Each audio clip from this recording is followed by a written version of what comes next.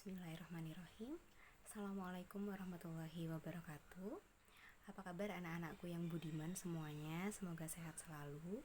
Kembali lagi bersama Bu Fira di kelas kewirausahaan. Semoga nggak bosan ya. Oke, sebelum kita mulai pelajaran, kita mulai dulu dengan niat yang teguh. Silahkan diniatkan baca basmalah sendiri, kemudian diniatkan dalam hati seolah-olah kita adalah sebuah botol atau gelas. Silahkan dibuka tutupnya. Rasakan diri kita adalah gelas, kemudian silahkan dibuka tutupnya. Untuk apa? Untuk kita siap menerima ilmu hari ini. Jadi sia-sia kalau Bu Fira ngomong tapi ternyata kita sendiri nggak siap untuk menerima itu. Jadi silahkan disiapkan dirinya untuk siap. Oh, saya siap menerima pelajaran hari ini. Gitu. Bisa dimulai ya.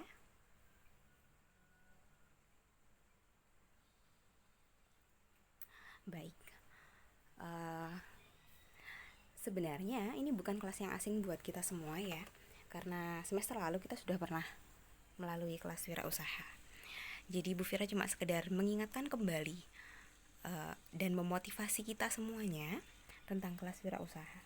Yang pertama, mengapa kita harus belajar wirausaha. Jadi selama ini kita lakukan wirausaha itu sudah kita lakukan, tapi kenapa sih kok ada lagi? Kenapa sih kok harus belajar wirausaha? Nah, pertanyaan-pertanyaan seperti ini yang harus kita jawab. Ya, mari kita temukan bersama kenapa kita harus belajar wirausaha. Pernah nonton iklan ini?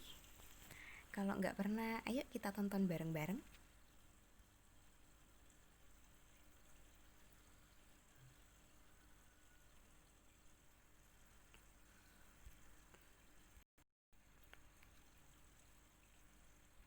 นี่คือเรื่องราวระหว่างฉันกับลูกและสับปะรด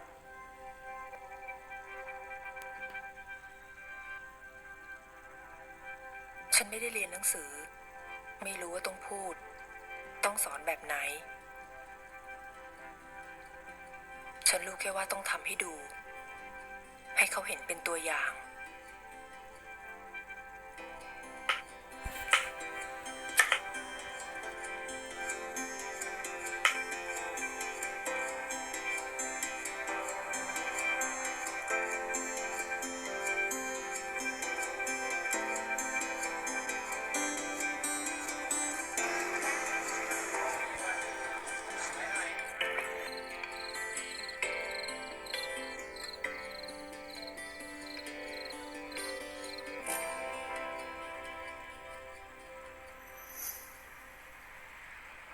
เป็นไงล่ะ อร่อยกว่าไอติมอีกใช่ไหม จ้ะแม่ น่าทำขายนะแม่เนาะ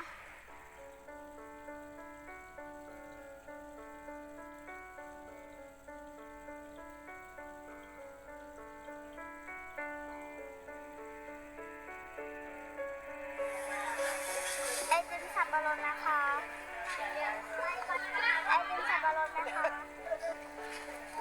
ไอติมสับปะรดนะคะ ไอติมสับปะรดนะคะ แม่ ทำไมไม่มีใครซื้อเลยอ่ะ งั้นลองไปดูที่ตลาดว่าเขาขายกันยังไง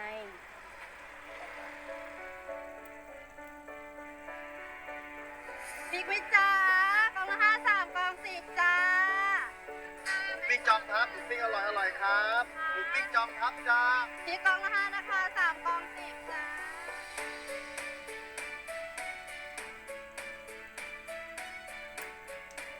สับปะรดไหมคะสับปะรดที่ร้านไหนคะไม้ละ5 บาทค่ะ3ไม้10 บาทนะคะสับปะรดไหมคะ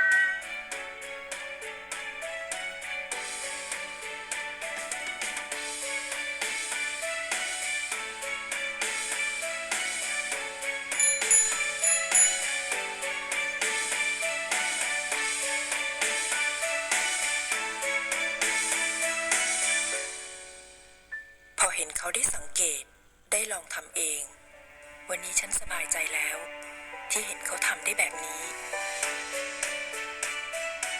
และมั่นใจว่าวันข้างหน้าถ้าไม่มีฉันเขาจะยืนได้ด้วยตัวเขาเอง อัชราภูลสวัสดิ์ได้รับทุนจากโครงการสารรัก ค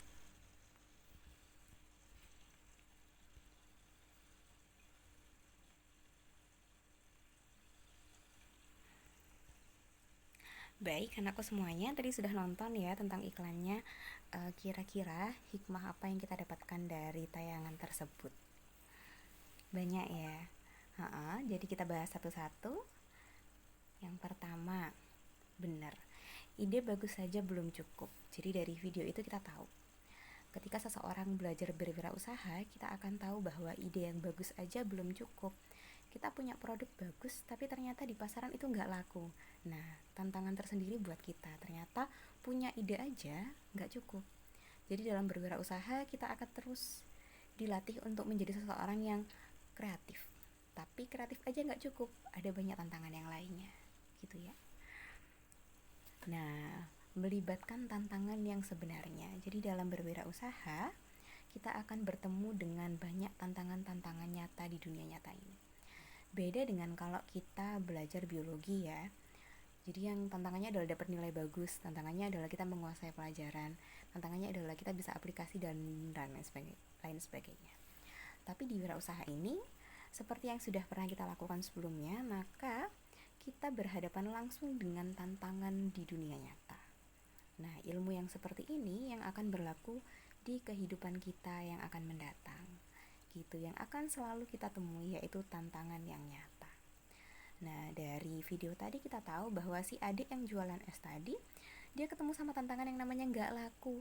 Punya produk bagus, enak, ternyata nggak laku. Nah, di situ tantangan yang pertama yang dia hadapi, gimana caranya es krimnya yang enak tadi laku di pasaran. Maka ibunya menyarankan dia untuk pergi ke pasar dan lihat gimana orang-orang itu menjual produk mereka.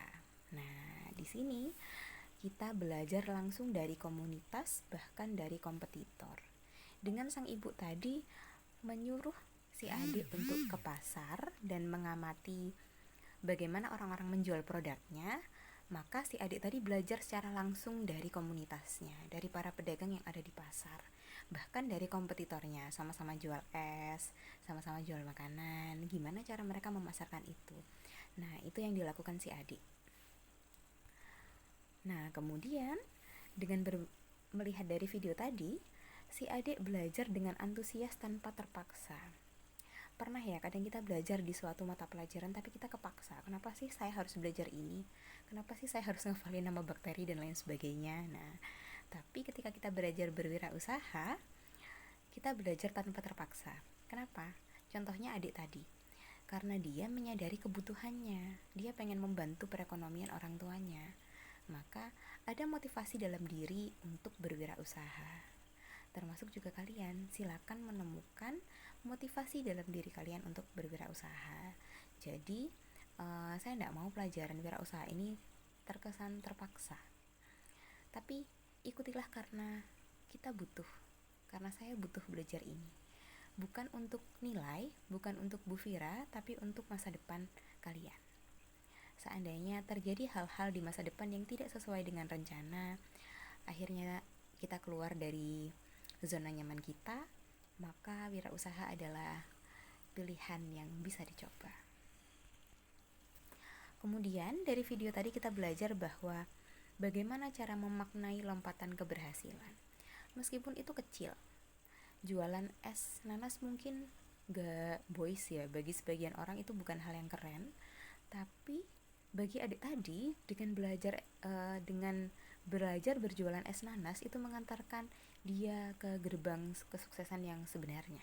Kita tahu ya, di endingnya ternyata si adik tadi bisa jadi orang sukses. Nah, jadi itu adalah lompatan-lompatan keberhasilan kecil yang akan mengantarkan kita kepada keberhasilan yang sesungguhnya. Maka dengan mencoba berwirausaha, sebenarnya kita berproses untuk mengalami keberhasilan kecil sampai ke yang besar, begitu.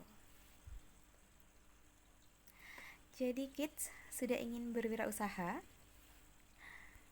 Nah, pasti ada dua jawaban di benak kalian. Yang pertama, iya, sepertinya itu hal yang menarik. Atau ada menjadi orang kedua yang mengatakan tidak, karena takut gagal. Nah, sebenarnya dari dua jawaban ini sudah bisa dilihat sebenarnya kita tipe yang seperti apa. Apakah kita tipe orang yang suka tantangan atau yang takut gagal?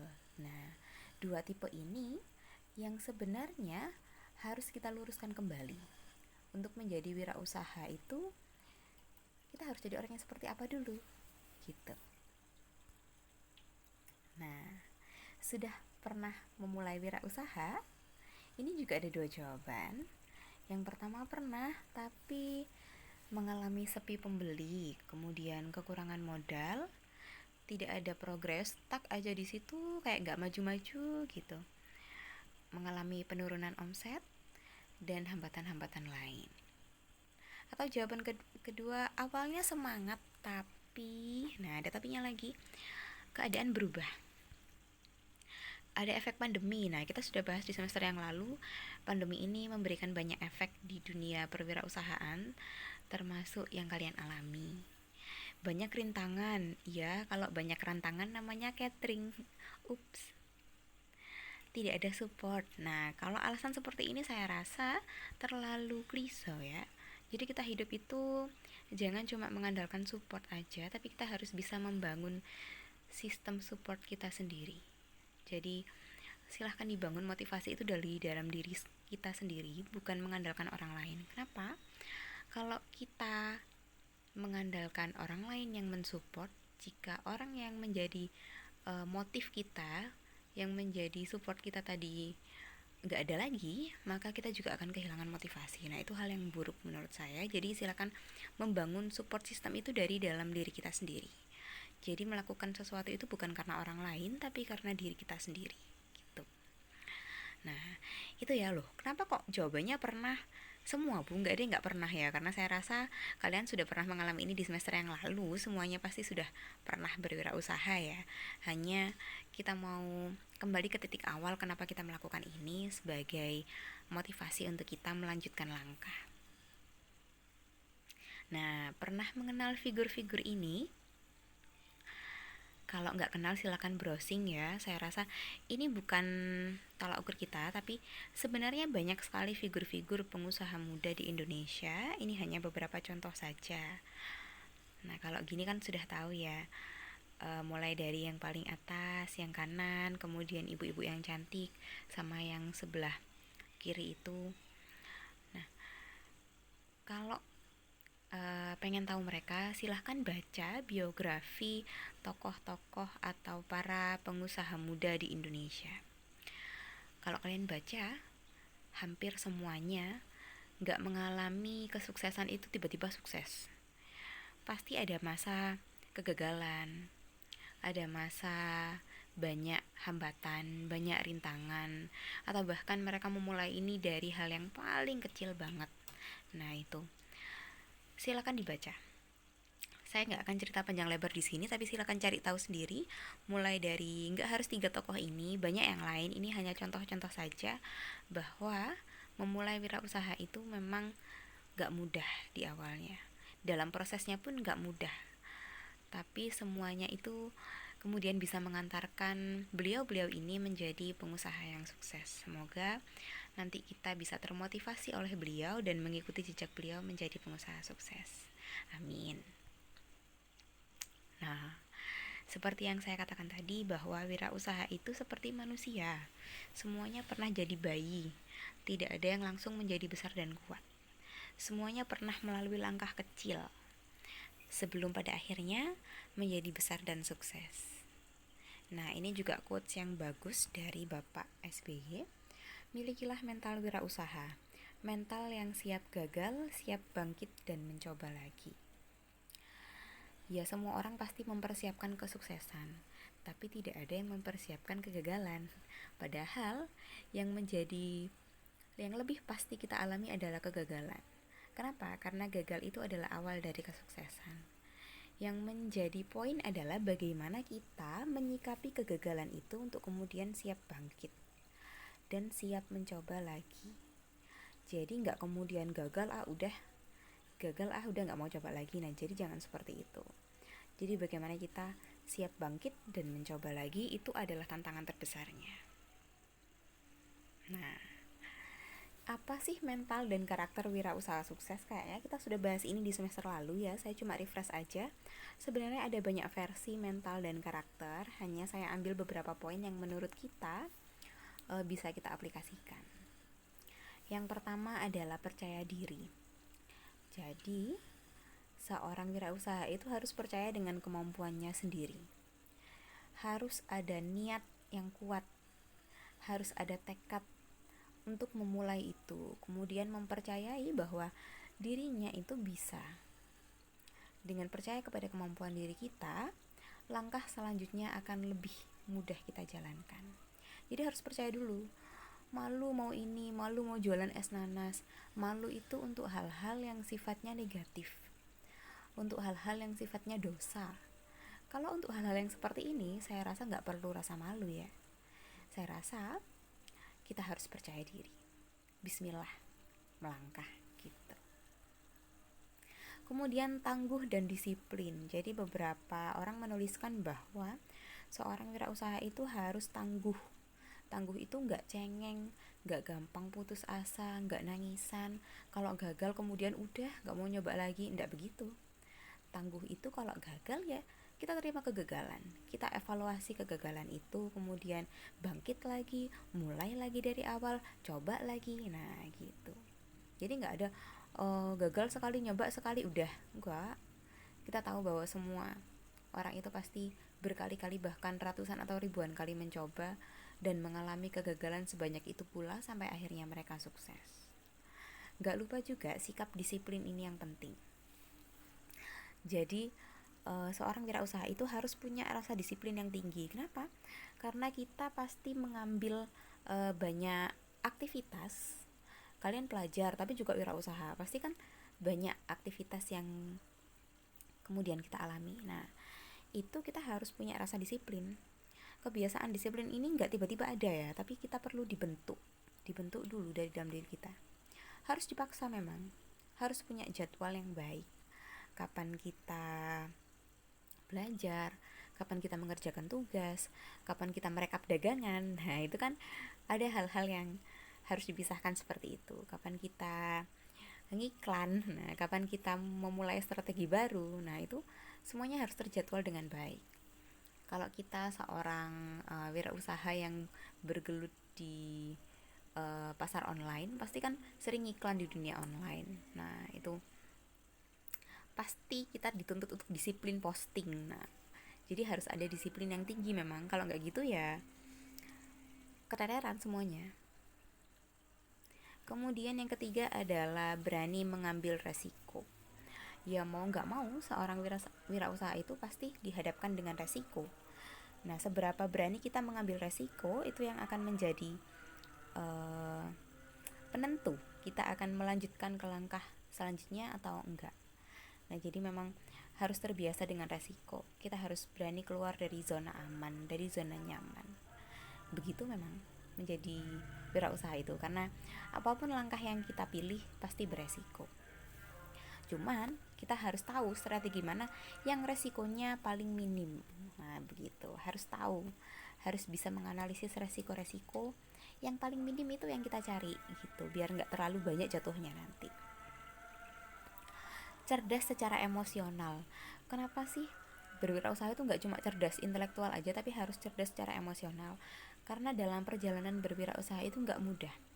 Ada jatuh bangunnya, ada yang kita kemudian gagal berkali-kali. Nah, kemudian menemukan statement negatif dari berbagai pihak atau bahkan menanggapi konsumen-konsumen yang tidak menyenangkan. Nah, makanya kita harus cerdas secara emosional sehingga kita akan tetap menjadi pribadi yang positif dalam menanggapi hal-hal negatif itu, dalam menghadapi orang-orang yang toksik. Nah, pasti ada kan ya, ketika kita berwirausaha pasti ada berbagai tanggapan negatif termasuk orang-orang yang toksik itu. Nah, kemudian ketika kita cerdas secara emosional, kita nggak cuma menyalahkan keadaan, tapi kita bisa membentengi diri untuk tetap menjadi positif, untuk tetap semangat, untuk tetap mau maju dan menyikapi hal-hal negatif tersebut dengan bijak.